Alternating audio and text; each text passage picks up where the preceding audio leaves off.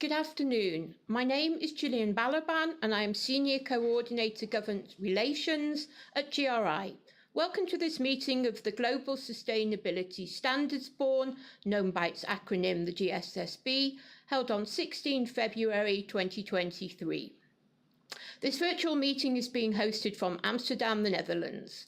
Please note that all public GSSB meetings are being recorded and you can find the audio recording on the GSSB webpage along with the high-level summaries of previous GSSB meetings. Present from the GRI Secretariat today are Bastian Butt, Chief of Standards, Claire Dugan, Senior Manager Standards, and Margarita Barbieri, Manager Standards. We will now do a roll call. Corey LaRue. Present. Evan Harvey. Hello, present. Gangacharan. Present. Julia Genuardi. Hello, present. Jennifer Prinsing. Present. Kent Swift. Present. Michelle Vassar. Present. Peter Colley.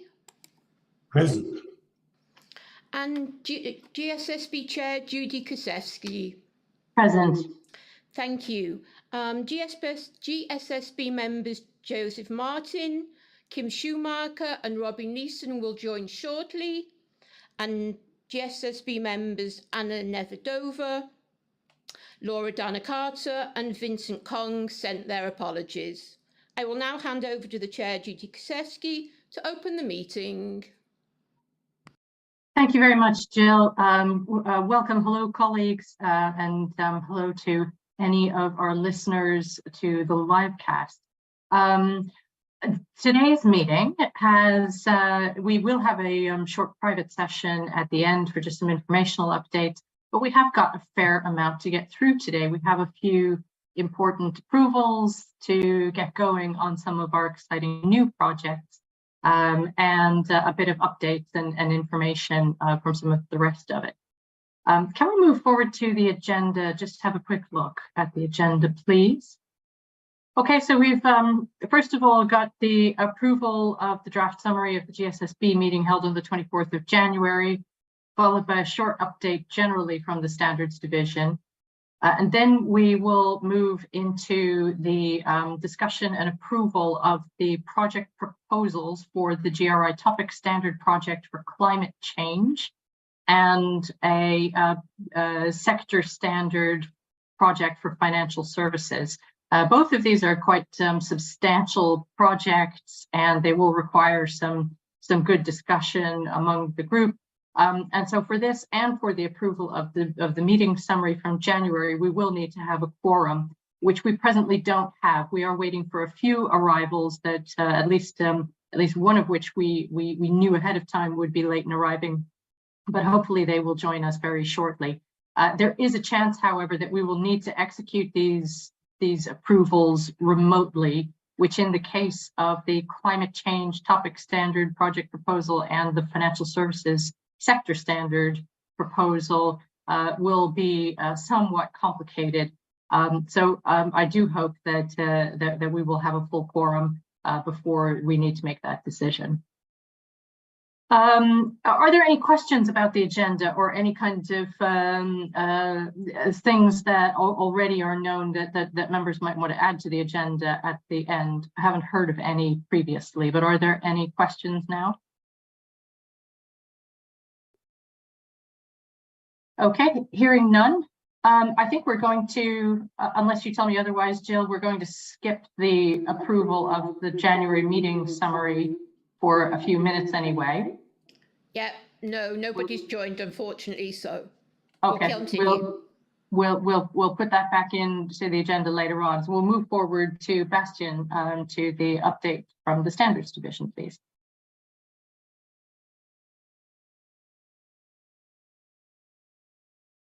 Thank you, Judy, and hello, everyone. Today, my update is focused on the topic standards projects, and I will give some pointers as to how we're progressing these projects in the next minutes. So if we can advance the slides, please. Just a quick call out at the beginning on the GSB work program that is still out for consultation, but now the deadline is really close. We see stakeholders responding to it. If you have institutions, individuals in your network that you feel should be responding to this, and you've had the discussion before, it's maybe now the moment to remind them quickly. But we're drawing this to a close, and we will be preparing an overview of the comments and feedback received for the March meeting. And we will look at this together at that point in time. Next slide, please. For the biodiversity project, there is extensive activity underway to broadcast this opportunity. There are multiple meetings that have been held, both globally as well as regionally, to get access of stakeholders to the draft and have discussions with them. There is a final Q&A webinar, and we will close the public comment on the 28th of February. So this is also coming up as something that we will end in terms of public exposure. Again, if you see an opportunity to highlight that to individuals or institutions, please do so. And you can always be in the touch with the team also to make the links and provide more information to interested stakeholders. Next slide, please.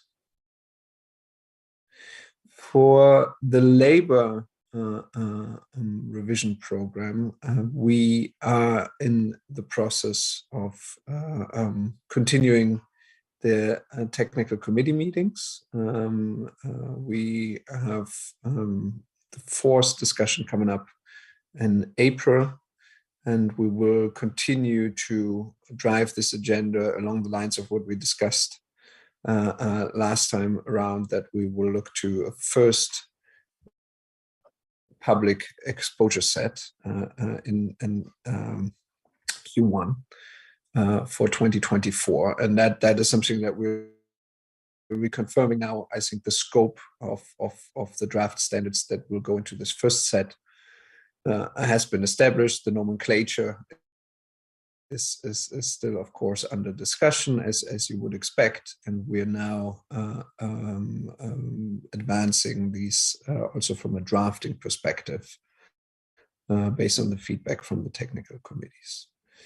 We have one additional expert for the advisory group that we want to bring to your attention, and I will talk through that now. It's on the next slide or the next two slides, but we will have to wait for the approval also for more board members to join. So Jill, if you can advance by one slide. We were looking to fill a vacancy still to have business enterprise representation with background, importantly, of working in Africa. And we have identified an individual that we're putting forward as an addition to the existing group. I should also mention that we have continued to look at completing the set of experts from a geographic perspective for Latin America or South America. And there we haven't advanced as we had intended. Whether we can close that out or not at this stage, we will have to look to make an effort during the public consultation, I think, to have the region represented. But here, for today, an expert proposed with extensive background in human rights and labor-related impacts from the African region. Just checking with Jill, do we have a change in terms of number of members so that we could potentially move this for a vote? Unfortunately, no, not at the No, moment, okay, so Bastian. we will come back to that. We will collect these items and we'll come back to that later. Then moving on, 2 slides, please. Just the last mention before I hand over to Margarita. For the topic standards related projects, what you will see is that we are also working in the background towards scoping the program for our economic standards reviews. And there are ongoing discussions on that internally. I think we will touch base with you on that in the March meeting and also the April meeting, but we will take a bit more time to really establish how we can prioritize in this very wide field. And it will, I think I can give the indication already, not be a revision program like we have for labor, where we can clearly scope all the issues that we will be addressing. That will, I think, we will add to the scope of this project over time. But we want to prioritize a couple of issues and standards that we can either research or move as a standard review or developing a new standard in the foreseeable future. I pause here. If there are any questions from your end on what I've presented, then this is the moment. Otherwise, I would hand over to Margarita for the climate change topic standards proposal. Any questions?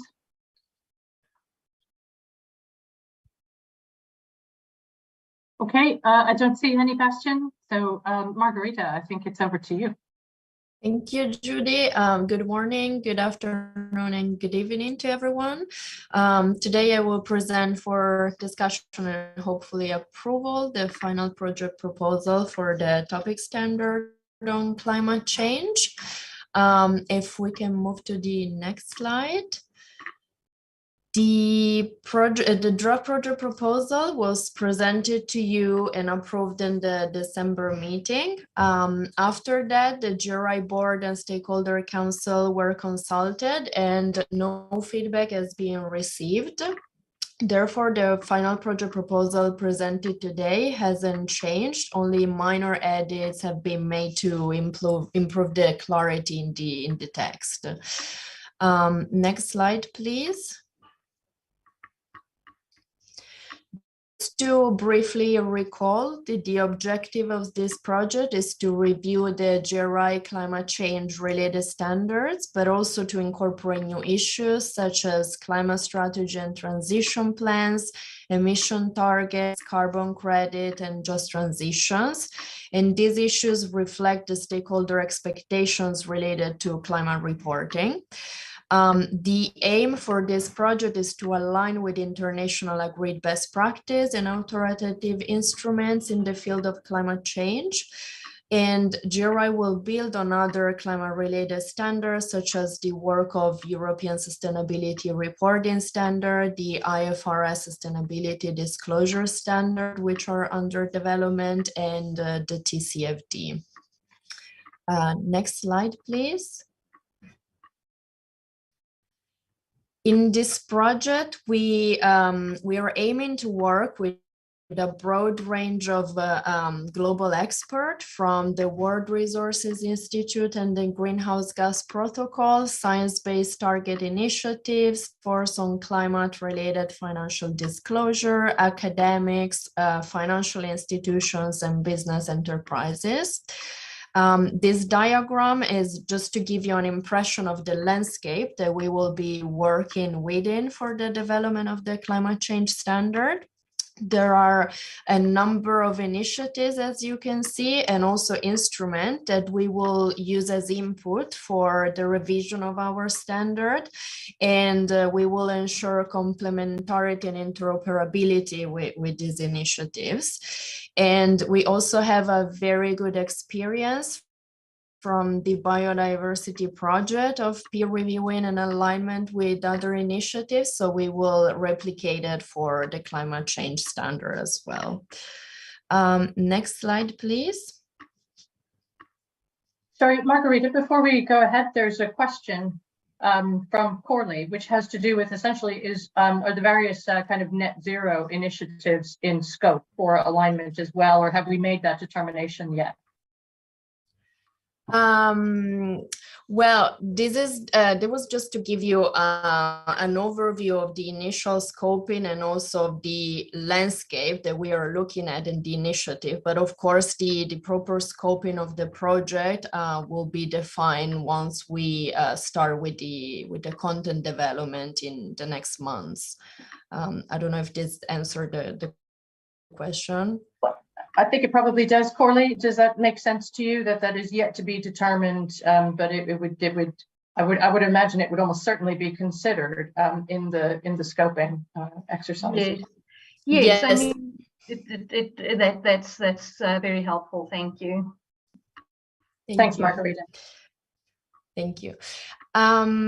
Yes, so regarding the timeline, this project will commence in February this month upon the approval today or later on.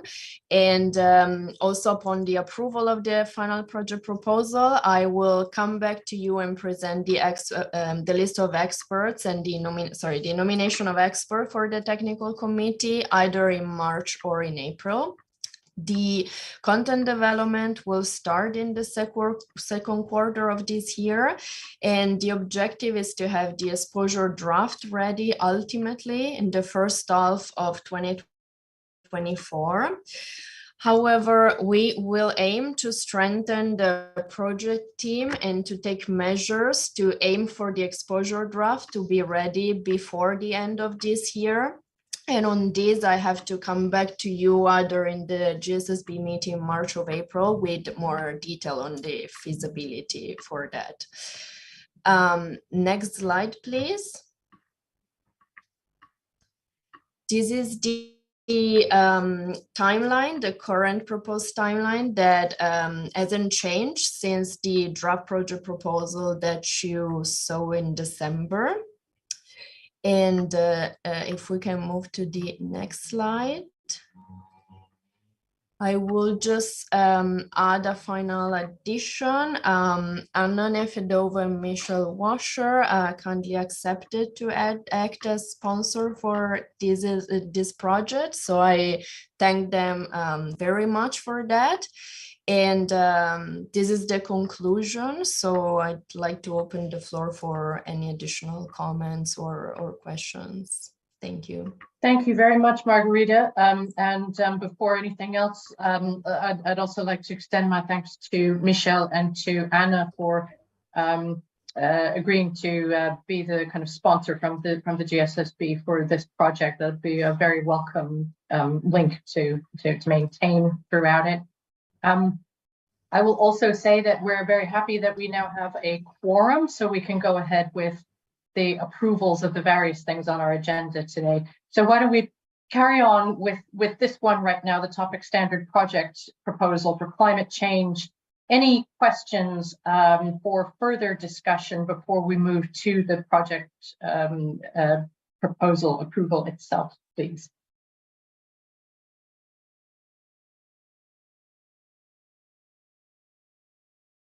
I'm not seeing any, but we dealt with the one or two along the way already.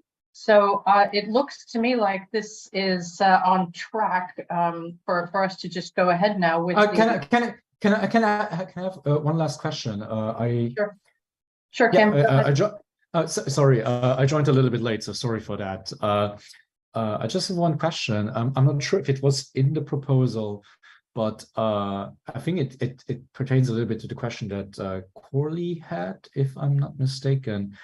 Are you in any way like looking at different scenarios that go beyond the ones that, for example, like SBTI or Transition Pathway Initiative or ACT, or are you just relying on the ones that, for example, the IPCC uses in terms of climate change and in terms of pathway calculations or scenario modeling? I just wondered because the IPCC, at least for the last physical one, has undergone quite significant changes towards like previous ones. So I just wondered if you have any scenarios, or if it's the NGFS ones, or if that is part of the effort moving further. I just wondered if there's any, yeah. Thank you, Kim, for your question. I'm afraid I won't have a complete answer to give you just now, because as said before, of course, we are researching and evaluating and deep diving different sources. And this, again, will be well addressed during the start of the content development. So, but I'll definitely, we will consider that during the development of the content, and I will be able to come back to you later on with proper answers as well. And this, Bastian, maybe just to add to this, I think what we can assume for now is that we will always trail with the international authoritative effort in the space, right? And we will have to look at how then the UN framing of things is complemented with other initiatives that would actually help to fill in the scenario piece. So I think you can say that we will always trail with that development of the UN process in this issue area, but I think where we could add from GRI's perspective is, of course, the specificity on the application of the scenarios, because that's one of the big issues in reporting, how concrete companies actually react to established scientific scenarios, right? As opposed to selecting their own scenarios or being selective within a set that is too wide in terms of scenarios that they could relate to. Yeah, because not all the other initiatives, they do not necessarily, they reference sometimes the IPCC, but they do not necessarily use the IPCC scenarios. So that is something that I just wanted to, if you take that as the clear benchmark, or if you do allow like flexibility, I'm rather for the IPCC scenarios, and especially the SSP ones. But since a lot of them they go for either their own developments, like SBTI has like kind of their own methodologies that reference others, but they sometimes stray quite far from what the IPCC is saying. So I just wondered what the approach of the GRI is.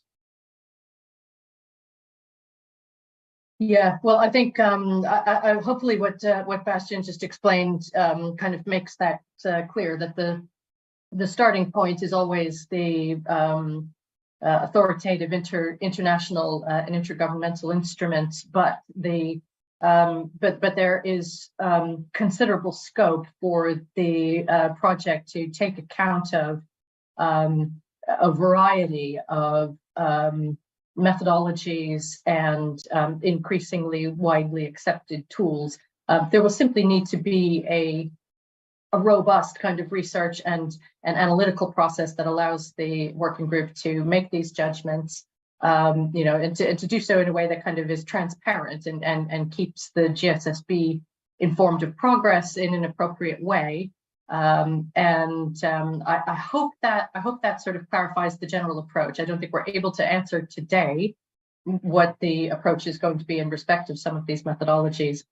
However, they will all be surely part of the review process and development as we go forward. Okay, thank you. Thanks. Are there any others? Any other? I don't see any hands up at this moment, or questions in the chat. So I think we probably need to just go ahead and ask the question here. Does the GSSB approve item 3, the GRI topic standard project for climate change, the final project proposal, which will now hereafter be published, and this enables us to kick the project off in earnest? Is there any further discussion at this point? Are there any objections? Hearing none, this is approved. Thank you very much. Item 3 is ticked off the list. Please tell us about the next steps, Margarita. Thank you so much.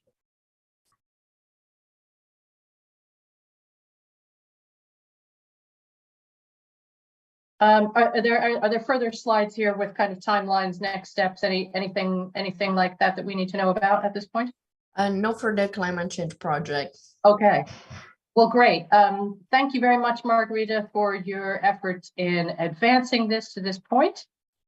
Looking forward to getting that underway. Thank you.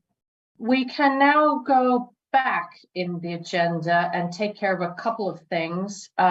Maybe what we want to do first is just the very simple question as to the approval of item 1, which is the draft summary of our meeting held on the 24th of January of this year. Are there any edits or observations that any members would like to make about the draft summary?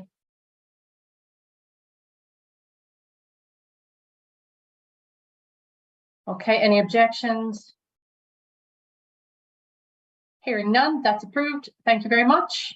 And then we can go forward. Bastian, do you want to pick this up? The topic standard project for labor, we need to consider a nomination for an expert for the advisory group. Can we go back to this matter at this point, please, Bastian? Absolutely. So I think we have all the information that we're usually providing about the expert in question on the slide. And we're proposing to simply add this expert to the existing group. So there's no other consideration here to take care of. It is not about replacing or anything like that. Things that we've done in the past. Yeah, so it's a simple approval. So if we can move to the next slide. Okay, we haven't had a discussion about this particularly yet, although there weren't any questions raised in the discussion at the time. Just want to give the GSSB the opportunity to raise any points or ask any questions at this point in respect of that this approval, the proposed advisory group member. Any questions?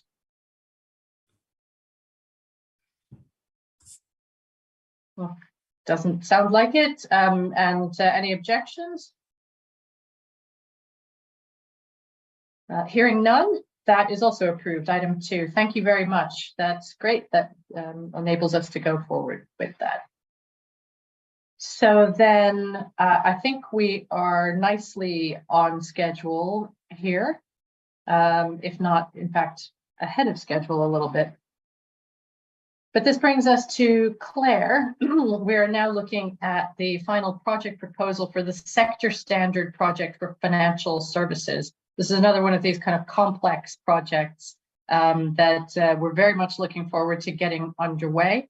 And there'll be future phases, much like climate change. There will be future phases of scoping and setting out the kind of specifics of some of these some of the sub projects that could be developed as part of this financial services sector standard project.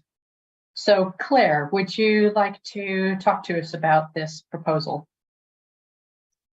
Thank you, Judy, and hello, everybody.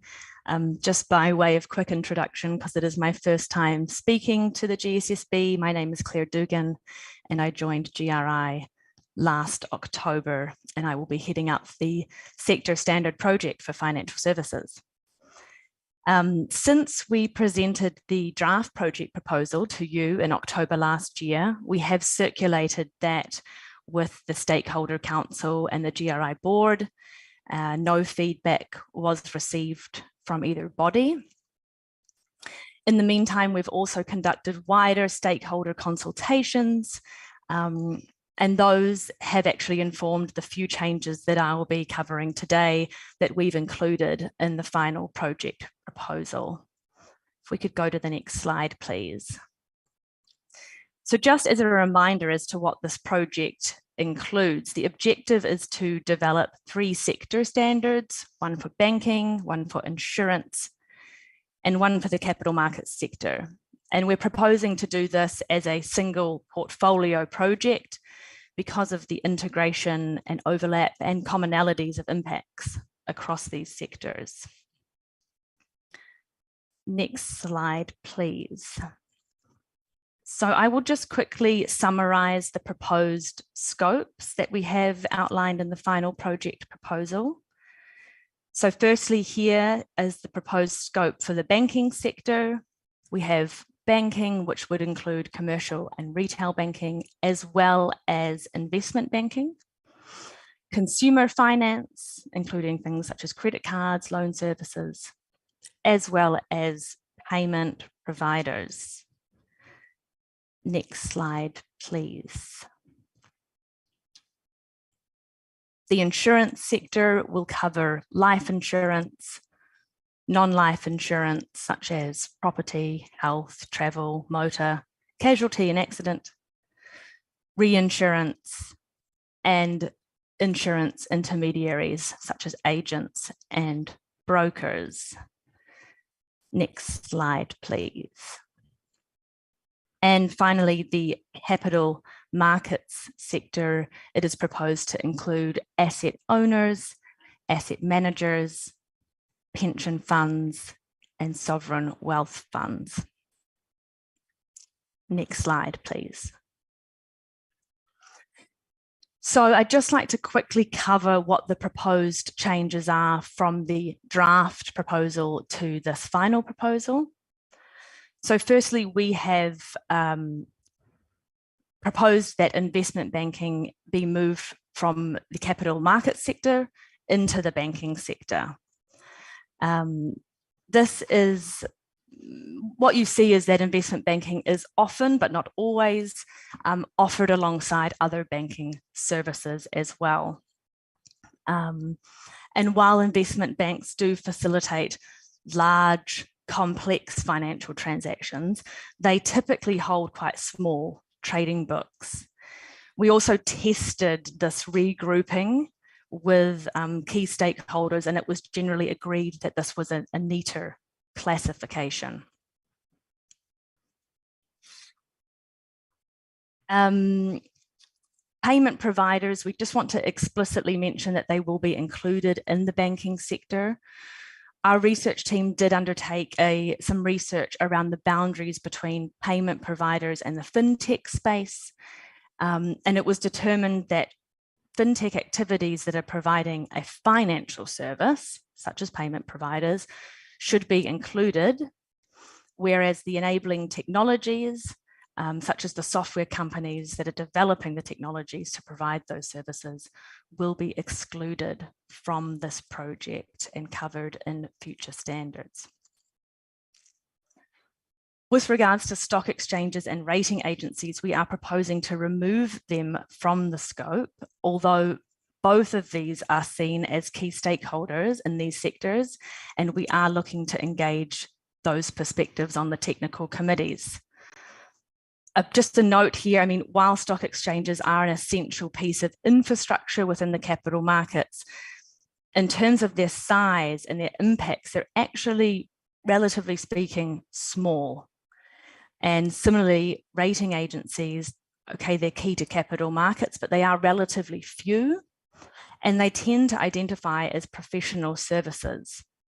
And I think lastly on this point, and importantly, neither of these types of organizations actually allocate capital or make decisions around the allocation of capital in the same way that asset owners and asset managers do.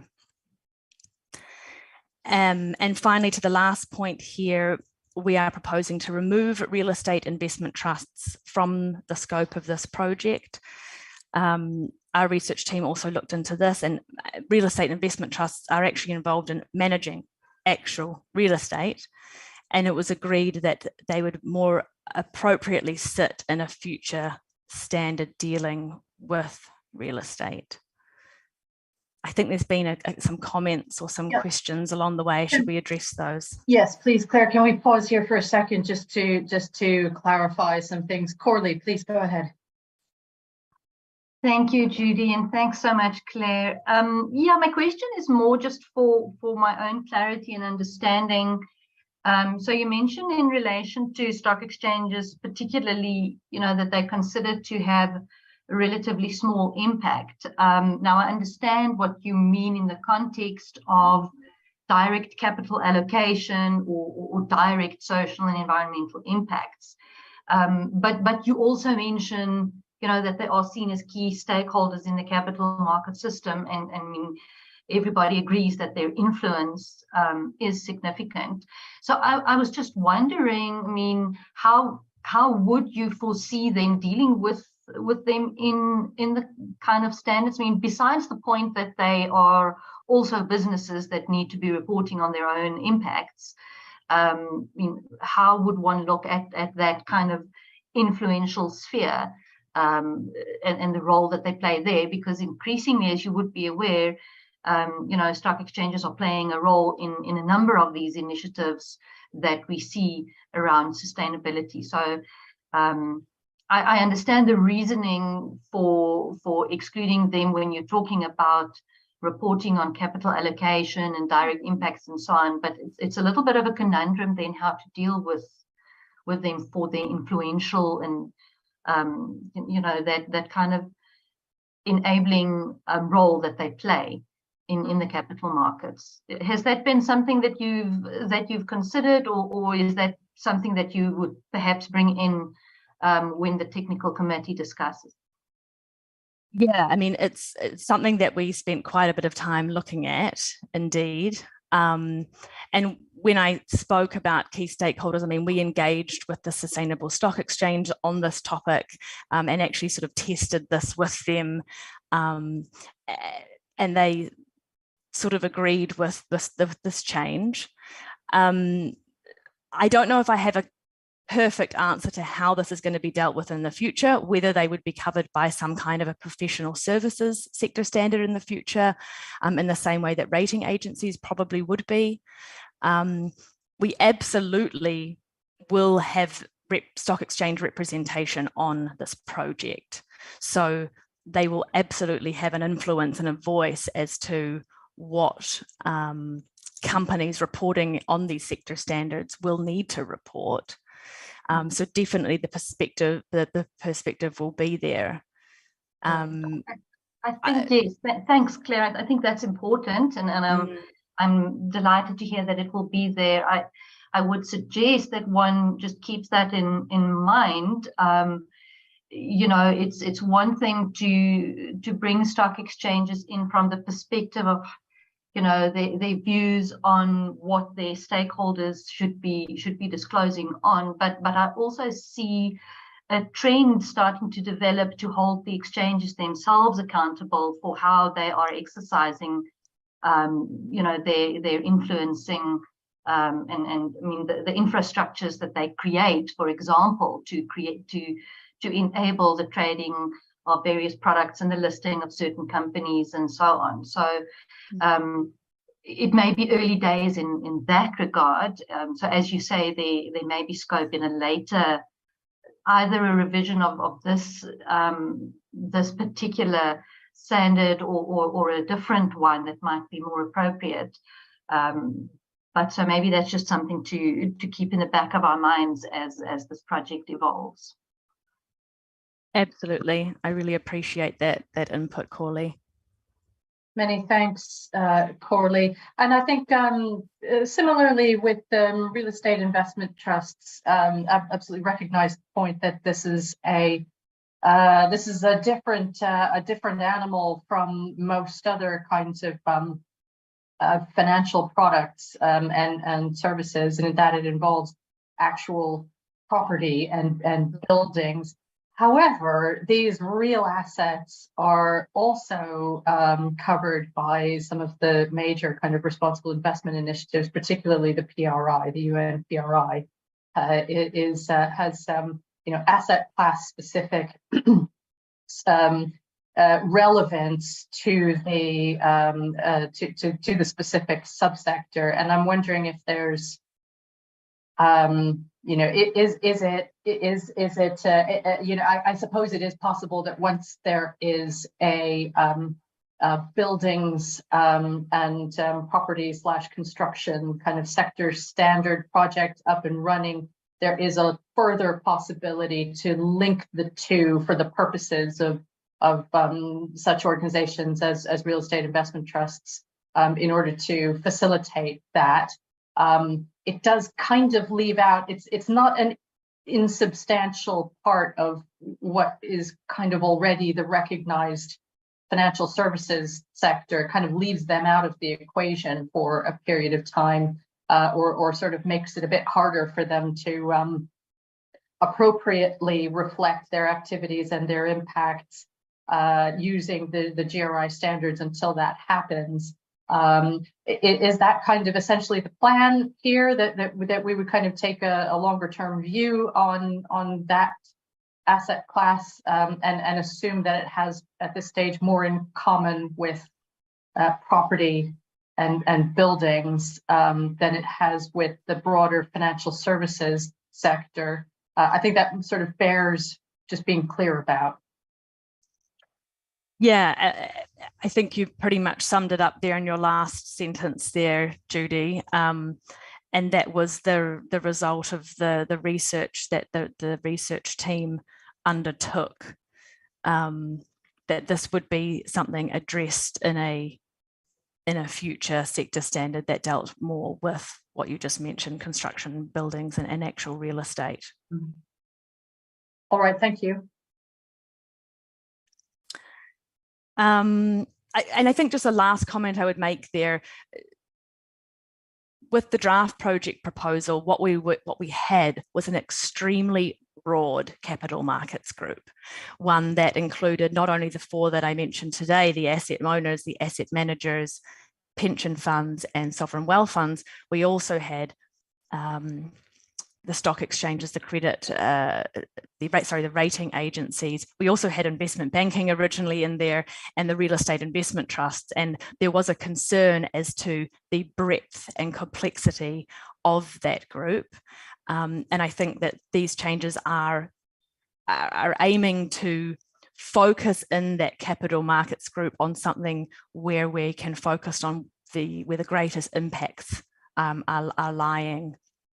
So hopefully the result is a sector standard that does address the greatest impacts and that is somewhat more focused. Understood. Okay. Any other questions or comments before we move forward? I think you can go ahead, Claire. Thanks for that. Thank you. If we could go to the next slide, please. Exactly. So here is our planning for how to structure the technical committees on this project. So the plan is to construct 3 separate technical committees, 1 per sector. However, these technical committees will collaborate through a cross-sector exchange throughout the duration of the content development. And we see this exchange as essential to addressing the common impacts arising from investment activities that happen across these 3 sectors. We also predict that there will be other common impacts across these 3 sectors, and we can use this collaboration to ensure alignment on those and also just efficiently get through the work. We're currently engaging with key stakeholders to find technical committee members. We do have some gaps, I would say, particularly in the insurance technical committee, which I'm working on, and more generally representation from the Asian region. So if people have ideas or suggestions, I would be happy to discuss those. The technical committee terms of reference have been provided to the GSSB. These are slightly different than ones you've seen for previous sector projects, mainly because of the use of the cross-sector exchange, and that members will be required to collaborate through that. Just a last point on this slide, this is obviously the technical committee structure. Internally, how are we going to handle this project? recruitment efforts are underway at the moment to bring on an additional 2, if not 3 people in the coming months. So we are planning to grow the project team. Next slide, please. So these are the targeted timelines. We're aiming to submit recommended technical committee members to the GSSB in April. Shortly thereafter, the project will commence, and aiming to submit the draft standards for public comment to the GSSB for approval in the second half of 2024, and submitting final standards for approval in the second half of 2025. So we are looking here at a somewhat more extended timeline than what you've seen on other sector standards, and that is simply because of the fact that this is a portfolio project that includes 3 sector standards. So I think that's everything from my side. So I can hand it over to board for discussion and questions. Thanks, Claire. Maybe I'll kick off with the question about exactly what we have up here, the kind of and the question of the extended time frame.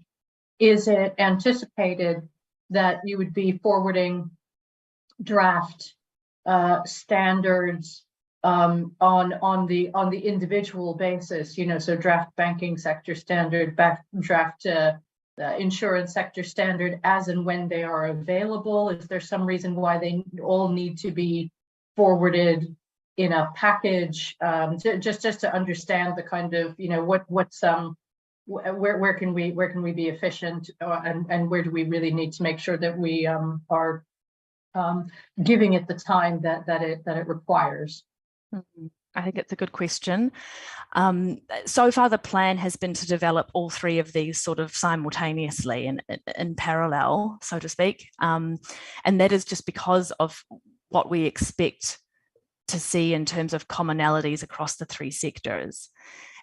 You have many financial institutions that actually operate sort of in multiple sectors. You know, you have insurance companies that are big investors in capital markets, and you have, so I think developing them together will be important, and that was part of the reason for this cross-sector exchange, is to really harness that and deal with these common impacts. So that is the plan as it stands, rather than trying to develop one and then the next. Okay. I think that makes sense. Does that answer? Yeah. It does, Okay. it does for me. Thank you very much. Are there any other questions or things that members would like to raise now, having heard the kind of the whole of the proposal here?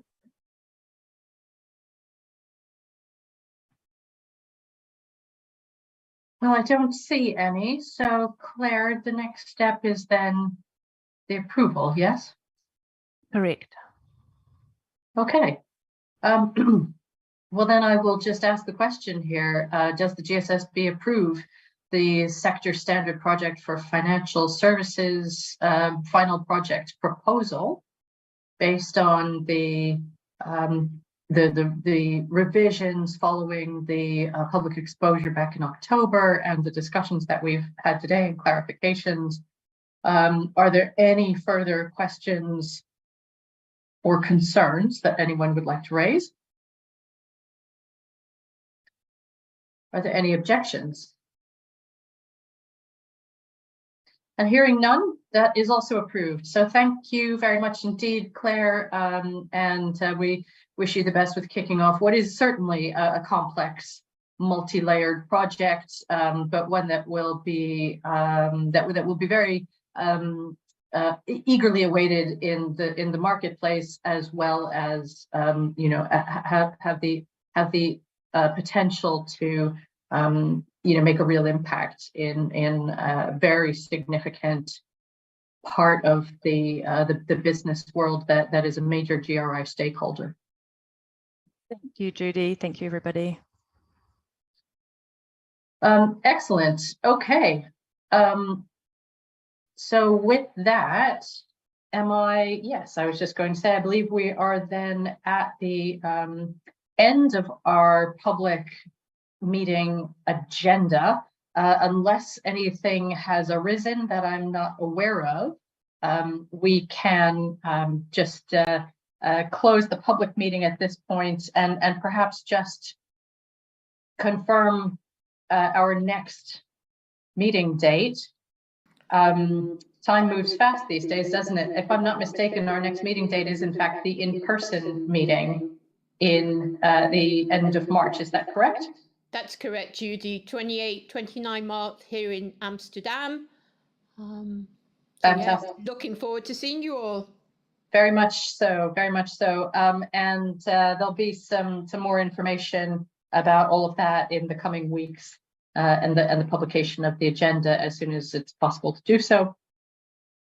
For now, I'll just say thank you to the Standards Division team for all of your efforts, and to my fellow members of the GSSB for their guidance and participation in this. And look forward to speaking with you in person in March in Amsterdam.